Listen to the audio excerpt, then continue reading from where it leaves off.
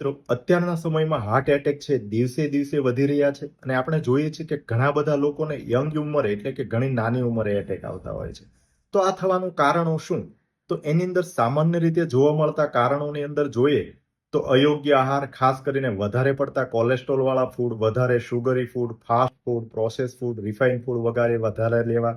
આ ઉપરાંત બેઠાડું જીવન એટલે કે શારીરિક શ્રમનો અભાવ, તમાકુ તથા દારૂનું વ્યસન, આ ઉપરાંત વધતા જતા ડાયાબિટીસ તથા બ્લડ પ્રેશર જેવા રોગોનો વ્યાપ, ઉપરાંત એર પોલ્યુશન. મિત્રો, આ બધા ફેક્ટર તો વધતા જતા હાર્ટ એટેક માટે જવાબદાર ખરા જ, પરંતુ સૌથી અગત્યનું છે અને જે ઘણા બધા મેડિકલ રિસર્ચોએ પ્રૂવ કર્યું છે કે આપણું મેન્ટલ અને ઇમોશનલ ડિસ્ટર્બન્સ છે એ વધતા જતા હાર્ટ એટેક માટે સૌથી વધુ જવાબદાર ફેક્ટર છે.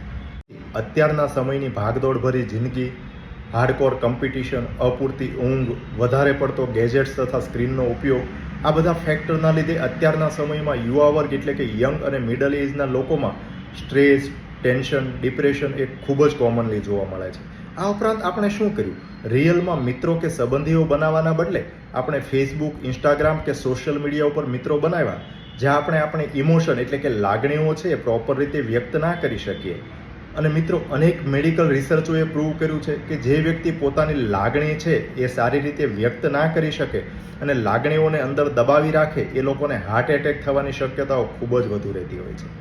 મિત્રો, માત્ર હાર્ટ એટેક જ નહીં, પરંતુ અનેક સંશોધનોએ પુરવાર કર્યું છે કે શરીરના અનેક રોગો એટલે કે મોટા ભાગના રોગો છે એનું શરૂઆતનું મૂળ તો કંઈ ને કંઈ આપણું મેન્ટલ અને ઇમોશનલ ડિસ્ટર્બન્સીસ હોય છે.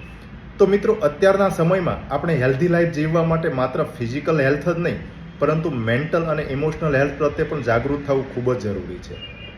આના વિશે જાગૃત કરતો એક આર્ટિકલ આપણે જોઈએ તો ગઈકાલે એટલે કે 5/3/25ના રોજ બુધવારની શદ્દલ પૂર્તિમાં આ એક આર્ટિકલ આવેલો, એ દરેક લોકોએ વાંચવા જેવો છે. આની અંદર અનેક એવા રેફરન્સ અને સ્ટડીઝ આપેલા કે એની અંદર ક્લિયર કટ રિસર્ચમાં પુરવાર થયેલું હોય કે શરીરના મોટાભાગના રોગો છે એની અંદર જવાબદાર ફેક્ટર છે કંઈક ને કંઈક આપણું મેન્ટલ અને ઇમોશનલ ડિસ્ટર્બન્સીસ હોય છે.